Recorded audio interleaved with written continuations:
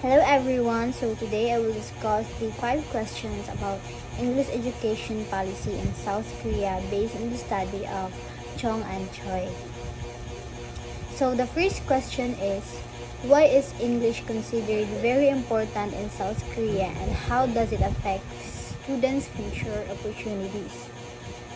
So accordingly, English is considered very important because it represents success, intelligence, and global competitiveness.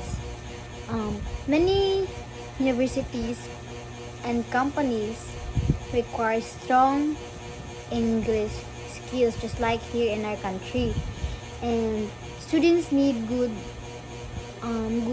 English scores to enter top universities and get a good jobs. Um, through this or because of this, many families spend a lot of money in private English education. So many families in Korea spend a lot of money to cover their child or the students to participate in a private tutoring. Yes, that's that. So by that, English proficiency acts like a gatekeeper. It can open or close opportunities for students' future careers.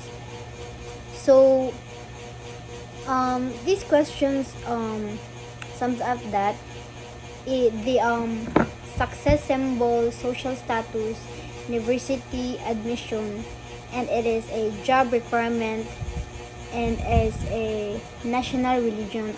It has a national religion mindset. So by that, I can conclude that is my answer, and that I hope that explains the importance of English language in South Korea. So we may proceed now to the second question. How did the 7th National Educational Curriculum change the way English is taught in primary and secondary schools? So,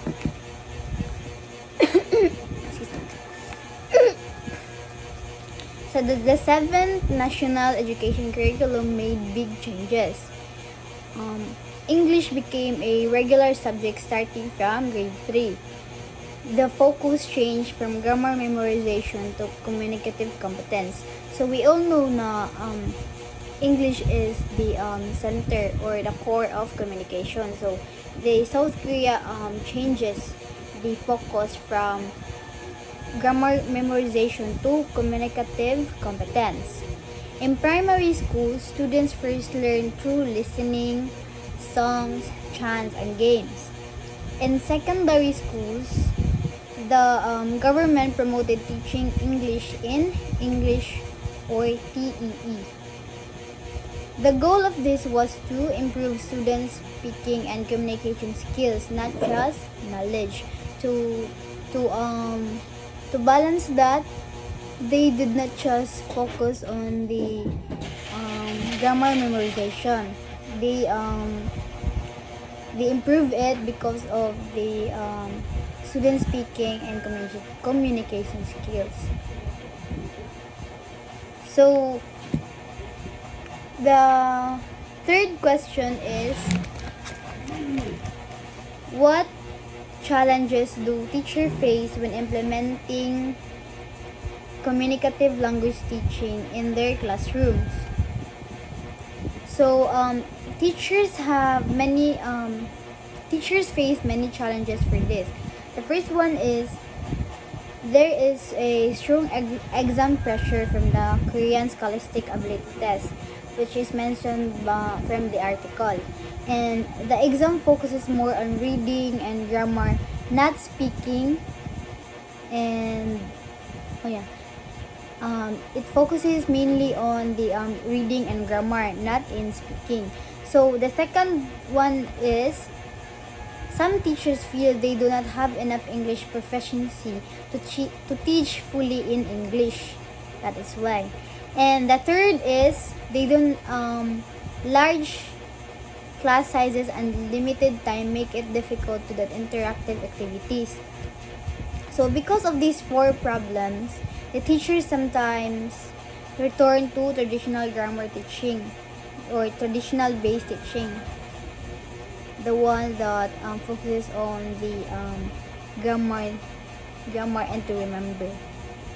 So that's it.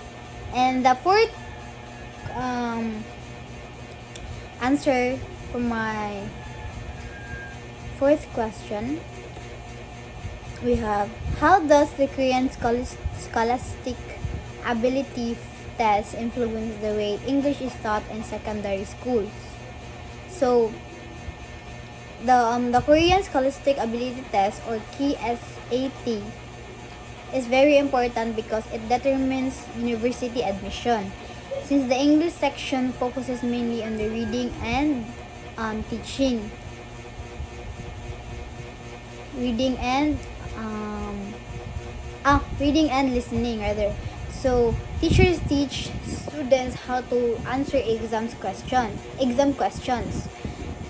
This creates a teaching to the test. They teach about the test, teaching to the test culture. It's like a culture in South Korea. So even if the government promotes communicative teaching in schools often focus mainly on the exam preparation instead. That's how the KSAT influence English, or how it is taught by the in secondary schools.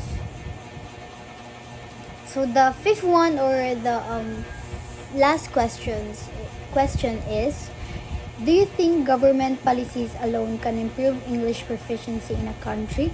Why or why not? Sorry.